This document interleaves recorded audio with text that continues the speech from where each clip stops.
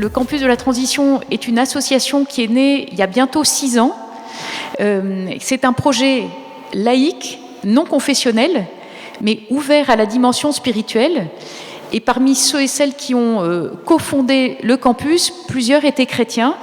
Et il y avait vraiment ce souci, et je pense qu'il est aussi d'ailleurs très présent dans Laudato Si, de la part du pape, de s'adresser à tous les hommes et femmes de bonne volonté, et donc vraiment d'arriver à cheminer ensemble en se disant qu'aucun d'entre nous n'est expert, aucun n'a la solution tout seul, et que c'est sans doute en unissant nos forces que nous pouvons essayer de trouver des chemins d'un vivre ensemble plus juste, fraternel, et pour nous et pour les générations futures. Alors, le campus, donc c'est une association.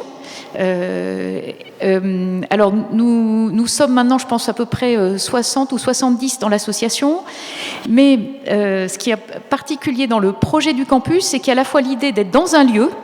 Alors, nous sommes en Seine-et-Marne, dans un château avec 12 hectares.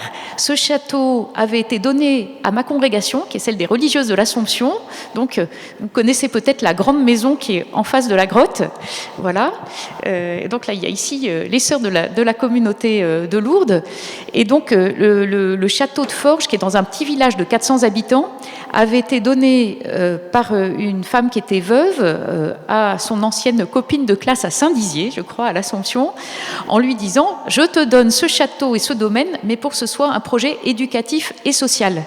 Et ça a été, jusqu'en 2016, une école, collège, lycée horticole, avec un internat.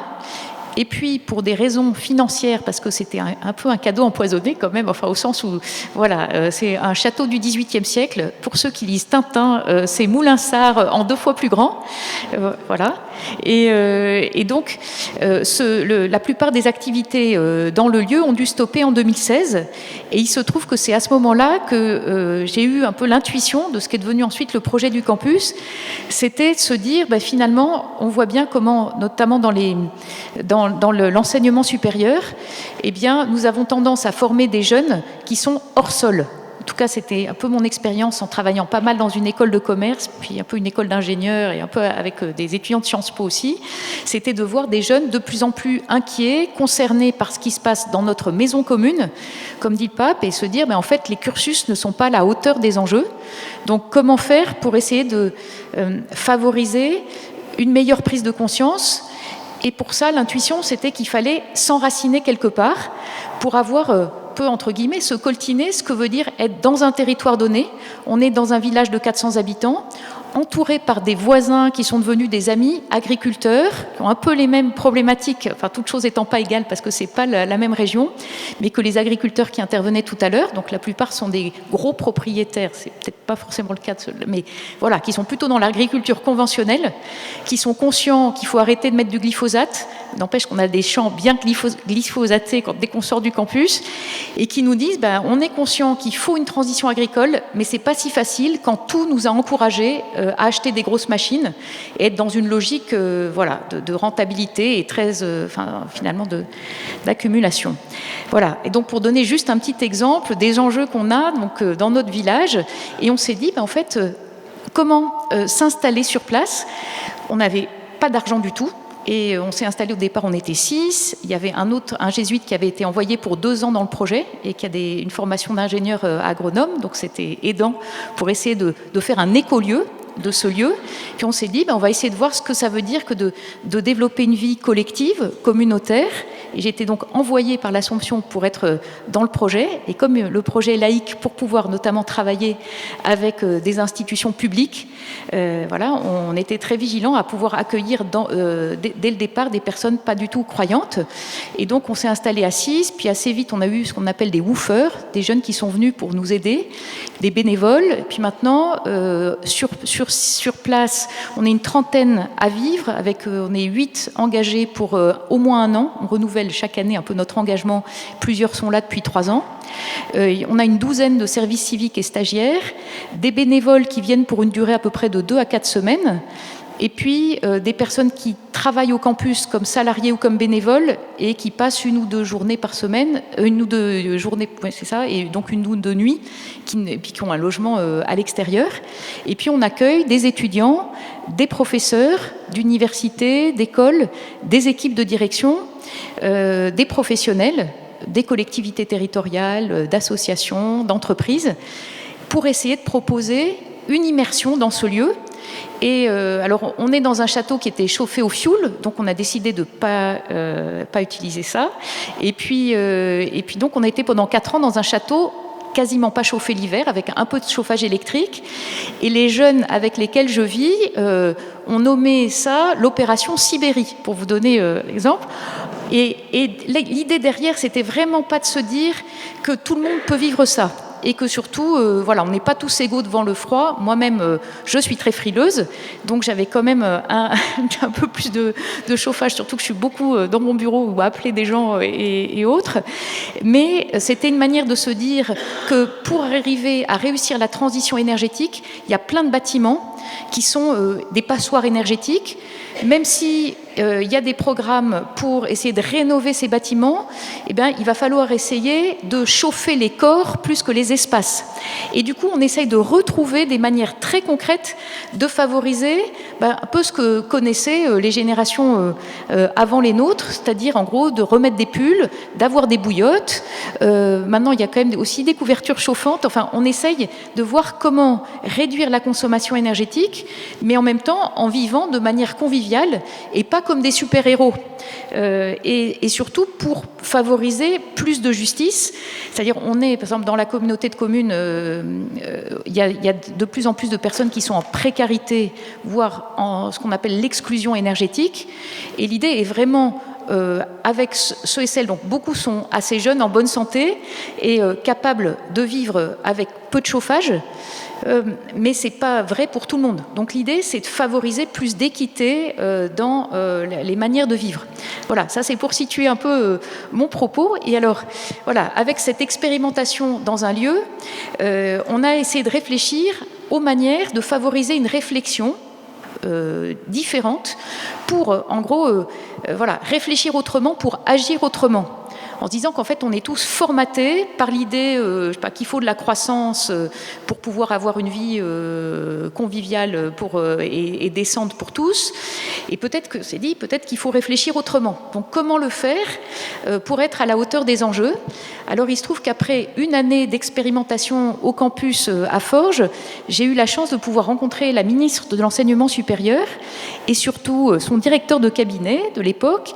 Et ils nous ont dit, en fait, vous êtes hors système, c'est-à-dire que nous ne sommes pas un établissement d'enseignement supérieur en tant que tel, mais nous sommes, disons, un bon écosystème, c'est-à-dire un bon réseau d'enseignants-chercheurs, de praticiens, de personnes avec des expériences variées. Et en gros, on nous a dit, mais allez-y, travaillez à ce qu'on appelait un socle commun de connaissances et compétences pour la transition. En se disant quelles sont les connaissances qu'il faudrait avoir les uns et les autres, et puis les compétences à développer pour créer des nouveaux emplois, donc pour créer de l'activité, mais d'une manière qui soit vraiment juste et durable. Alors, on a pu réunir 70 enseignants-chercheurs de différentes disciplines, de différentes universités et écoles, non seulement de la région parisienne, mais des 4 coins de la France. On a quelques étudiants, doctorants aussi, qui nous ont aidés, quelques praticiens de personnes travaillant dans des entreprises, dans des associations. Et puis on a travaillé, donc la plupart bénévolement, à un projet d'un côté d'un livre qui est devenu le manuel de la grande transition.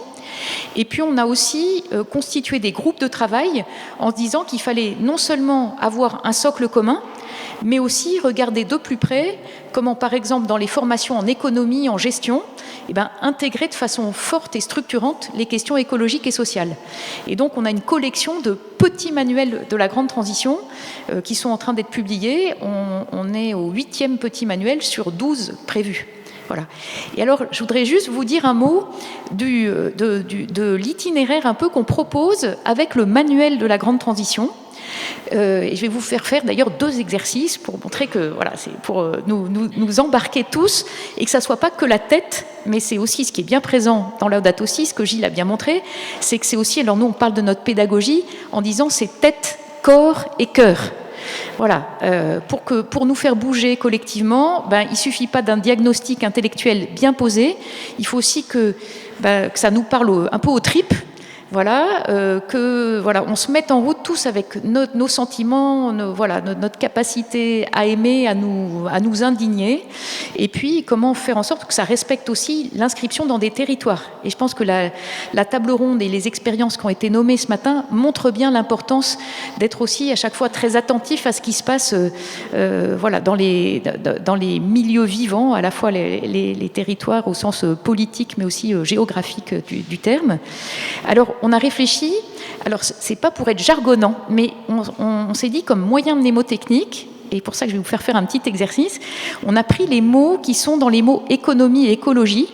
Il y a des mots grecs, je ne sais pas si certains d'entre vous ont fait du grec, mais c'est pas la peine d'avoir fait du grec pour retenir les mots. Dans économie et écologie, il y a un éco. Éco en grec, c'était oikos.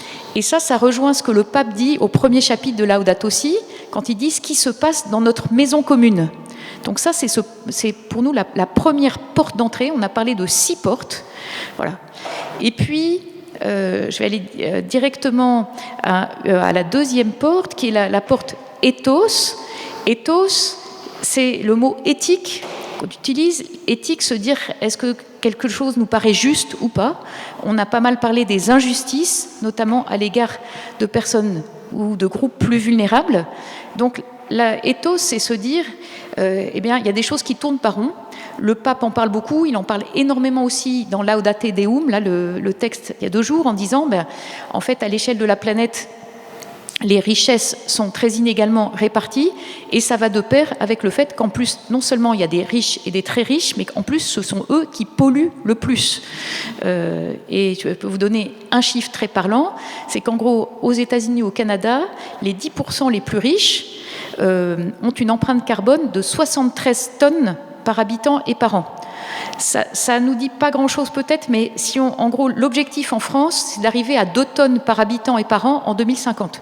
Donc vous voyez, les 10% les plus riches américains, ils sont à 73 tonnes même, je crois. Voilà. En Europe, donc en France, je crois qu'on est les 10% les plus riches sont à 30 tonnes par habitant et par an. Et en moyenne, par Français, on est à 9 tonnes par habitant et par an. Et si on prend les 50 personnes les plus pauvres en Afrique subsaharienne, eh bien, ils sont à 500 kilos, donc une demi-tonne par habitant et par an. Donc, ça rejoint aussi ce qu'évoquait Gilles tout à l'heure, de la grande critique à l'égard aussi des Européens, des Occidentaux en général. C'est de dire, en fait, vous avez les droits de l'homme à la bouche en permanence, mais en fait, vous faites le contraire.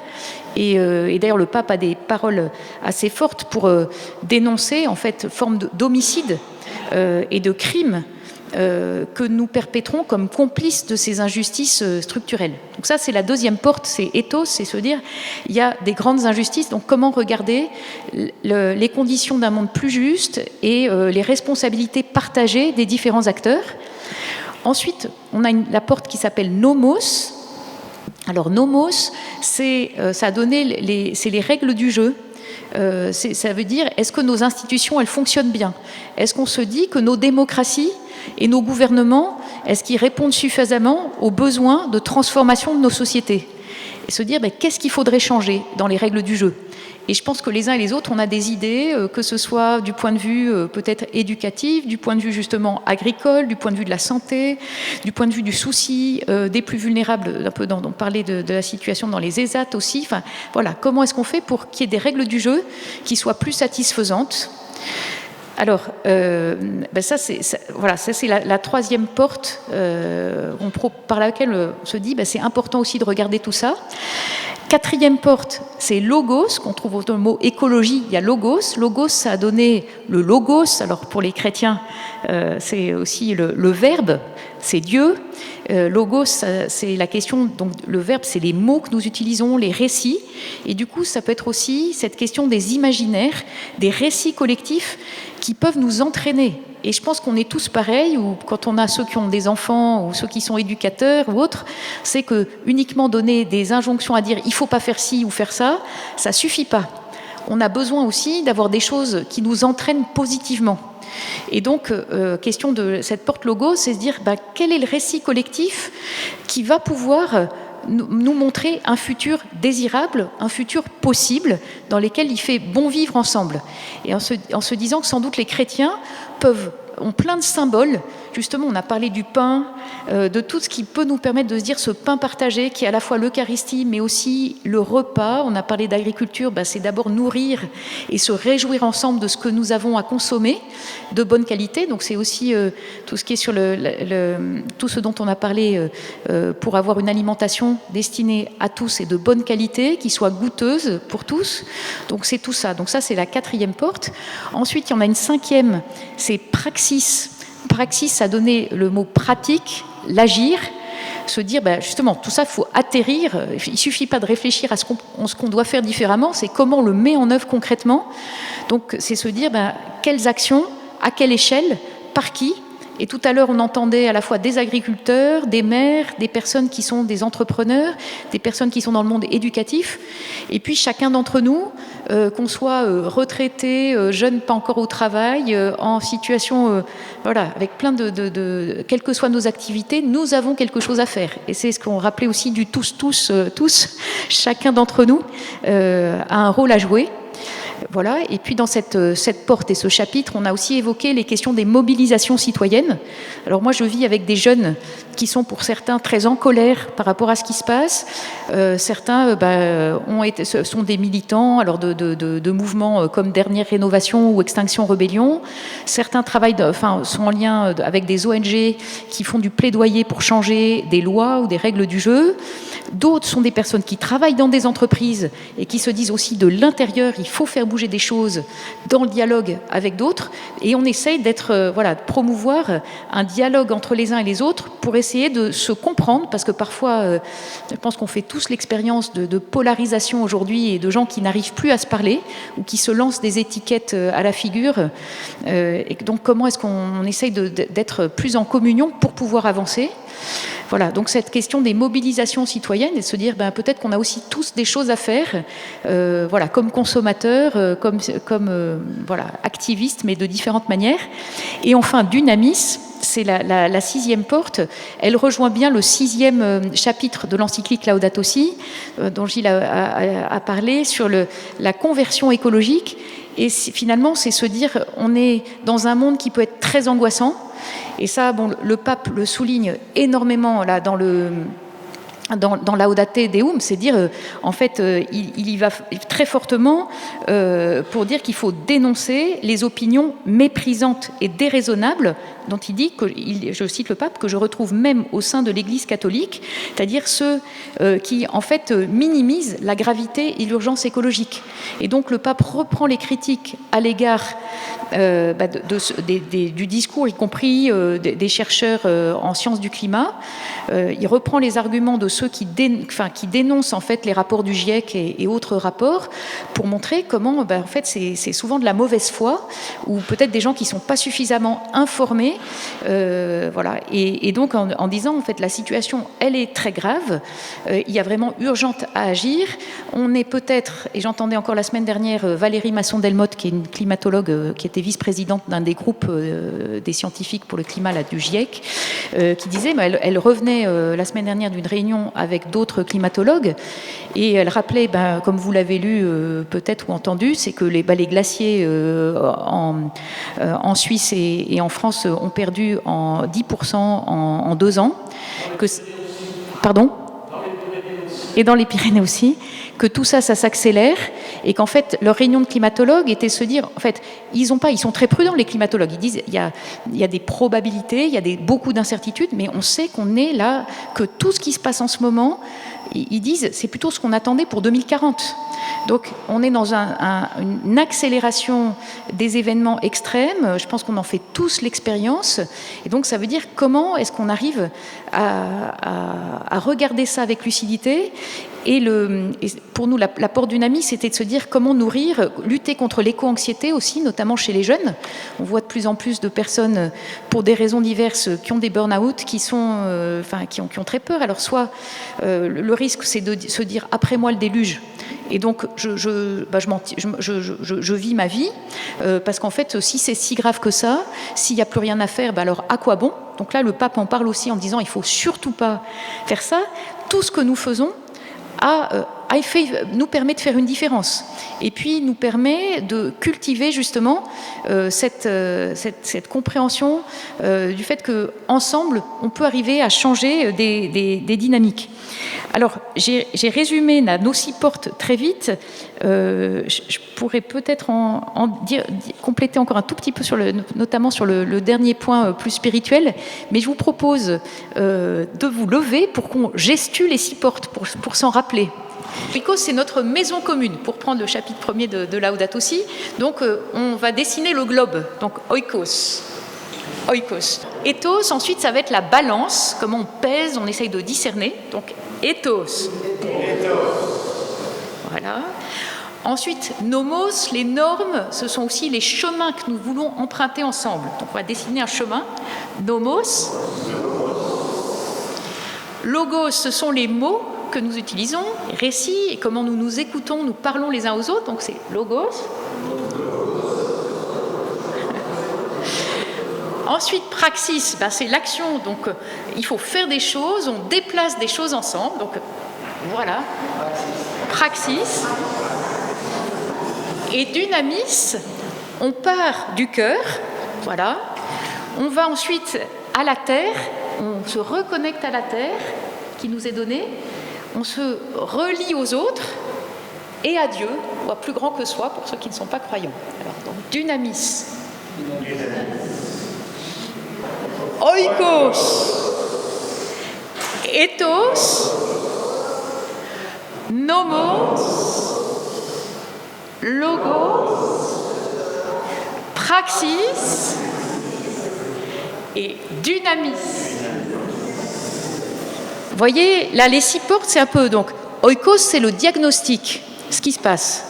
Alors, parfois, ceux qui sont ingénieurs, moi, je suis entourée de beaucoup d'ingénieurs au campus, qui voient les problèmes, qui lisent des rapports et tout ça, qui sont très anxieux. C'est un peu leur porte d'entrée privilégiée. Donc, pour certains, c'est oikos, c'est le diagnostic. Pour d'autres, c'est ethos, c'est l'indignation éthique. C'est ça qui les meut et qui les met en mouvement. Pour d'autres, c'est nomos, c'est se dire mais comment est-ce qu'on va changer les règles du jeu? Parce qu'en fait, et c'est ce que le pape dit beaucoup, là dans Laudate Deum, il dit en fait nos gestes personnels collectifs sont importants, mais si on veut changer à la hauteur des enjeux, il faut aussi changer les règles du jeu. Donc il faut qu'il y ait une coopération internationale pour que les intérêts, on arrête de faire passer les intérêts de chaque État en premier par rapport au bien commun. Donc pour d'autres, c'est nomos, c'est ce changement des règles du jeu. Pour d'autres, c'est les récits, c'est les imaginaires, c'est les symboles qu'on utilise qui vont les faire bouger. Pour d'autres, c'est l'agir, c'est-à-dire c'est d'abord on agit, et puis c'est ça qui nous met en mouvement et qui ensuite nous permet de relire ce qu'on fait avec d'autres. Pour d'autres, c'est la dimension spirituelle immédiate, qui est la prière personnelle ou collective, qui va être la porte d'entrée. Alors je vous propose de repenser là à ces 6 portes et de vous dire, vous, spontanément, quelle est votre porte d'entrée privilégiée dans les sujets? Et il n'y a aucune bonne ou mauvaise réponse. On est tous différents. Et puis l'enjeu, c'est qu'ensuite, on fasse des itinéraires, les uns et les autres, dans lesquels on passe par toutes ces portes. Mais je trouve que c'est intéressant de se dire spontanément, on a quand même soit une manière de prendre les choses qui nous embarque. Voilà, donc ça va, vous les avez en tête? Donc oikos, c'est le diagnostic, ethos, l'éthique, l'indignation, ou le sens de la justice. 3, la question de la transformation des règles du jeu. 4, les récits, les imaginaires, les symboles. 5, l'agir. 6, la dimension spirituelle, au sens de la reconnexion intérieure, l'intériorité. Et peut-être juste pour terminer, pour qu'on ait l'échange, j'avais trouvé dans les belles expressions du pape, je terminerai là-dessus. Donc dans Laudate Deum, numéro 65, le pape écrit « Le monde chante un amour infini, comment ne pas en prendre soin ?» Aujourd'hui, je suis jeune, je fais le constat de la maison qui brûle, j'ai la foi quand même. Quelles sont mes ressources pour me mettre en marche et quels conseils vous donneriez à un jeune, quand vous le faites sans doute à là-bas, dans votre belle maison, pour justement avoir la force d'avancer pour changer ce monde? Je ne sais pas si la question s'adresse pas forcément uniquement à des jeunes chrétiens, mais aussi aux chrétiens. Moi déjà, à tous, je dis, mais surtout ne reste pas seul. Ne reste pas seul et vas-y avec d'autres, parce qu'on voit bien que c'est ensemble qu'on peut ne pas se laisser complètement découragé. Et puis je pense qu'on fait l'expérience, alors dans les communautés, quelles qu'elles soient, qu'il y a des moments où on va moins bien soi-même. On peut être découragé, se dire mais on va jamais y arriver. Et puis il y a d'autres moments où on se dit ben oui, là c'est super, il y a une initiative absolument formidable. Et que du coup, je crois que c'est Saint Augustin qui dit à tour de rôle, ils se soutiendront les uns les autres.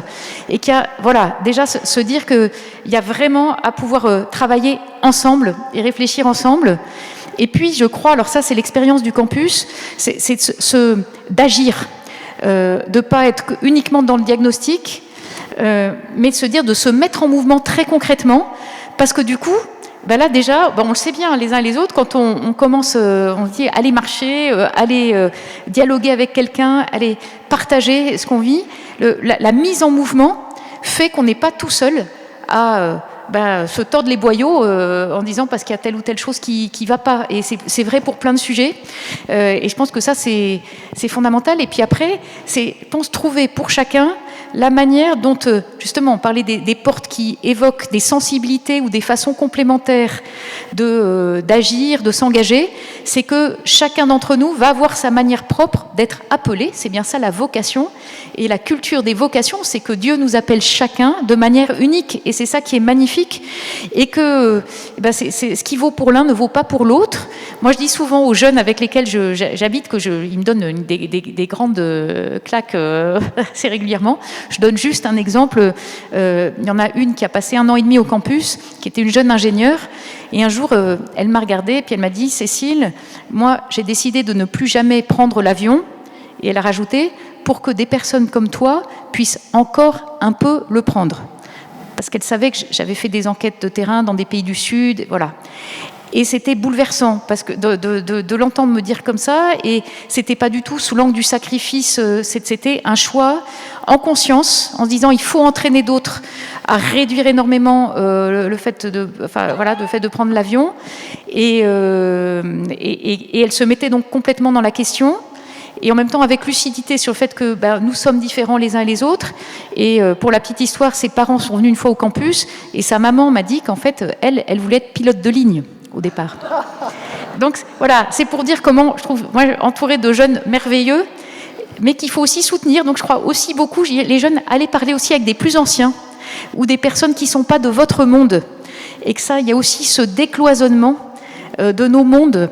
Je pense qu'il y a un vrai défi pour notre société. Donc c'est aussi, et peut-être se rendre compte que parfois, quand on parle avec des personnes qui vivent des choses très difficiles à d'autres égards, ça nous permet aussi peut-être de